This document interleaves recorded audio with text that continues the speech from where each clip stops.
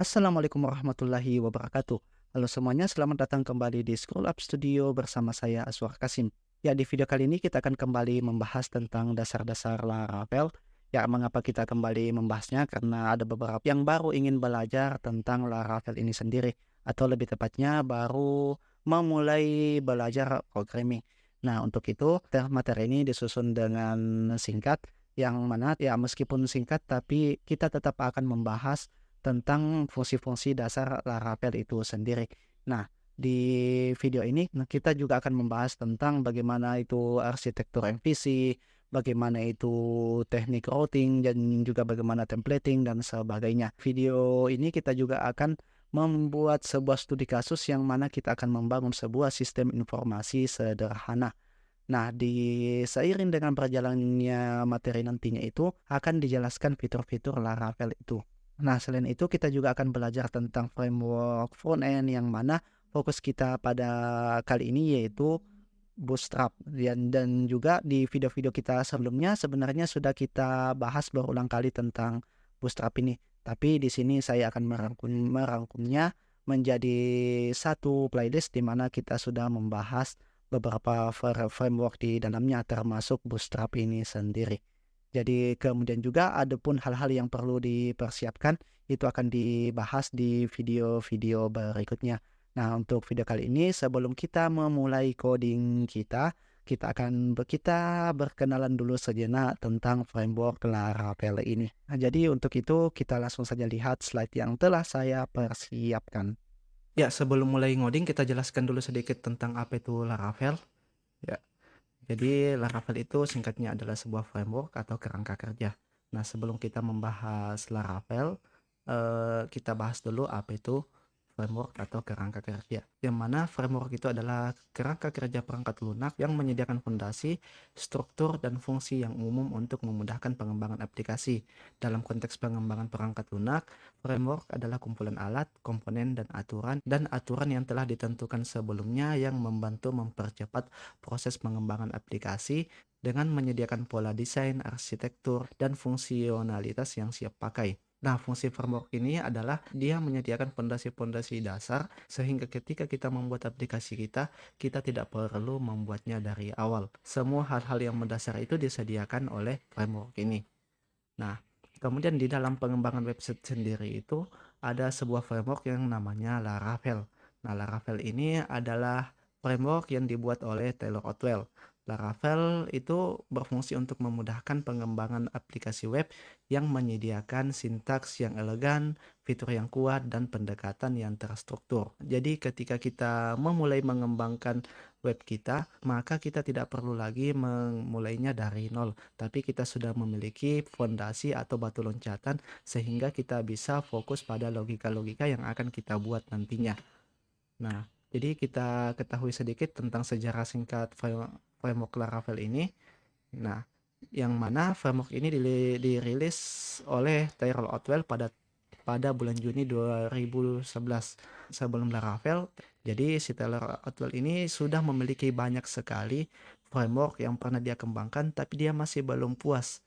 Dia masih ingin bagaimana supaya pengembangannya itu, maka dia berinisiatif untuk kita dapat menikmati codingan kita.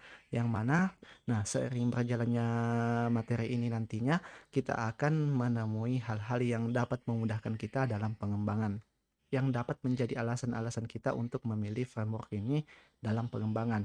Seperti tujuan pengembangannya, Laravel ini memiliki struktur yang elegan dan ekspresif, dan di sini juga Laravel itu menggunakan arsitektur MVC, yang mana kita akan menjelaskan arsitektur MVC ini secara khusus nantinya.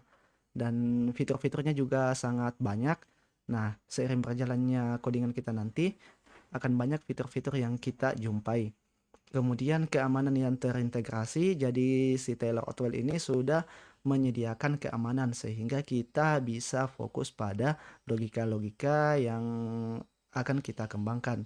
Dan juga yang sangat penting yaitu komunitas yang besar, yang mana Laravel itu sudah memiliki komunitas yang banyak sehingga ketika kita menemukan error atau memiliki masalah atau ada logika yang tidak bisa kita pecahkan, maka kita dapat bertanya di komunitas-komunitas tersebut. Nah, selain itu dokumentasinya juga yang kuat. Nah, kalau kita ingin melihat dokumentasi Laravel itu ada di website resminya laravel.com. Selanjutnya yaitu ini adalah beberapa perusahaan-perusahaan internasional yang menggunakan Laravel dalam pengembangan sistem mereka. Yang pertama ada BBC, CrowdStrike, Disney, GNU, The New York Times, dan seterusnya. Dan juga kita lihat untuk perusahaan lokal itu yang mana Tokopedia, Bukalapak, Gojek itu juga menggunakan Laravel dalam pengembangan sistem mereka. Nah, sebelum memulai codingan kita, ini adalah beberapa hal atau beberapa aplikasi yang perlu kita siapkan atau perlu kita install di dalam komputer kita. Yang pertama itu text editor. Kalau saya sendiri, saya menggunakan Visual Studio Code. Jadi langsung saja diketikkan di browser ke teman-teman. Nah, dia berada di link paling atas untuk Visual Studio Code. Jadi silakan di-download dan di-install. Jadi di sini saya telah menginstalnya. Jadi silakan teman-teman untuk mendownloadnya dan menginstalnya. Atau teman-teman juga ingin menggunakan editor lain, misalnya ada Sublime, ada Atom dan sebagainya. Tapi saya sarankan untuk saat ini teman-teman menggunakan Visual Studio Code. Nah, kemudian juga setelah itu browser tentunya. Nah, saya rasa teman-teman sekalian sudah memiliki browser di dalam komputernya masing-masing. Dan kemudian juga kita perlu SAM untuk menjalankan PHP dan MySQL kita. Jadi cukup ketikkan di webnya SAM di sini. Nah, jadi silakan mendownload yang PHP versi terbarunya. Yang mana jika teman-teman menggunakan Windows, silakan download yang ini. Jika menggunakan Linux dan juga di sini ada OS X. Nah, di sini saya juga sudah menginstal SAM di perangkat saya. Jadi silakan teman-teman download dan install. Nah, setelah itu kita juga butuh Composer. Nah, Composer ini untuk menjalankan artisan kita. Jadi tinggal mengetikkan Composer, dia berada di link paling atas seperti ini, atau jika tidak berada di link paling atas langsung saja ketikkan getcomposer.org seperti ini. Kemudian langsung klik download di sini, kemudian di sini ada link downloadnya, download and run composer.x seperti ini. Jadi silahkan di download. Kemudian kita juga perlu Git. Ya, di sini ini opsional lah ya, tapi saya sarankan untuk teman-teman menginstalnya karena nantinya kita akan lebih banyak menggunakan Git nantinya dalam pengembangannya. Jadi tinggal ketikkan Git seperti ini. Nah, jadi tinggal kunjungi webnya git.scm.com. Silahkan di download versi Windows di sini.